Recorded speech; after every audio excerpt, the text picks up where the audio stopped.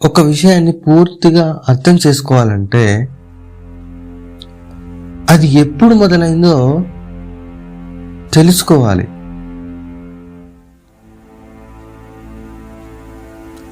మనం direct selling business మానేసే ముందు మన తప్పేంటి, వాళ్ళు ఏమనుకున్నారు, వాళ్ళకి నిజంగా ఏమన్నా అర్థమైందా?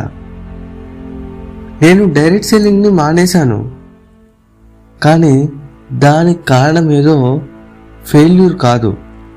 వాస్తవానికి నేను ఫెయిల్ కాలేదు, ఒక క్లారిటీ లేకుండా గందరగోళంగా వెళ్ళిపోయాను అని తెలుసుకోవాలి. ఎందుకంటే అప్పుడు చాలా విషయాలు నాకు అర్థం కాలేదు.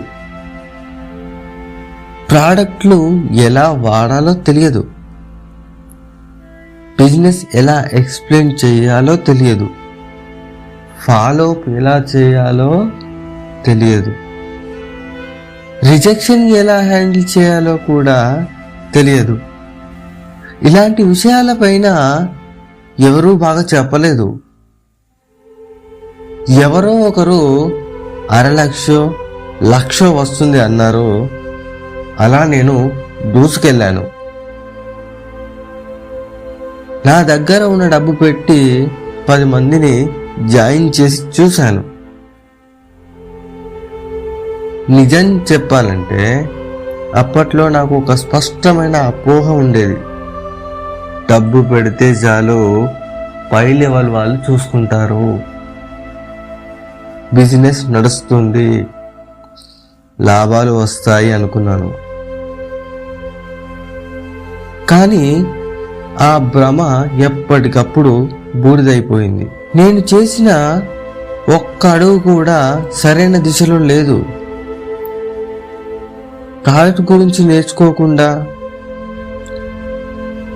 ఎప్పుడైతే డబ్బులు వస్తాయనే భ్రమలో ఉన్నానో నా డబ్బు కాస్త ప్రోడక్ట్గా మిగిలిపోయింది. ప్రోడక్ట్ ఎక్స్పైరీ డేట్ కూడా అయిపోయాయి. ఆ పరిస్థితికి వచ్చింది. ఇప్పుడు నాకు ఇక్కడ నేను మోసపోయాను అనే భావన కలిగింది. అసలు ఇప్పుడు నిజమేంటంటే డబ్బు పెట్టినంత మాత్రాన బిజినెస్ జరగదు. ఎప్పటికైనా నేర్చుకొని ప్రజలతో నిజాయితీగా మాట్లాడి ముందుకు సాగితేనే ఇది సాఫల్యం పొందే మార్గం.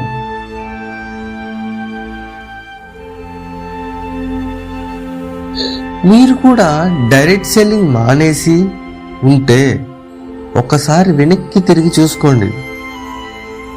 నేను ఏం నేర్చుకున్నాను, నేను ఎక్కడ తప్పిపోయాను.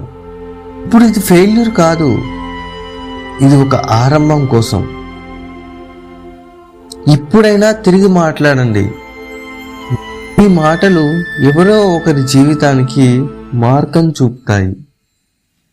మీరు కూడా నాలాంటి వ్యాపారం చేయాలనుకుంటున్నారా? డైరెక్ట్ సెల్లింగ్ ని గౌరవంగా అవగాహనతో చేయాలనుకుంటున్నారా? అయితే నన్ను ఫాలో చేయండి, టెలిగ్రామ్ గ్రూప్లో జాయిన్ అవ్వండి.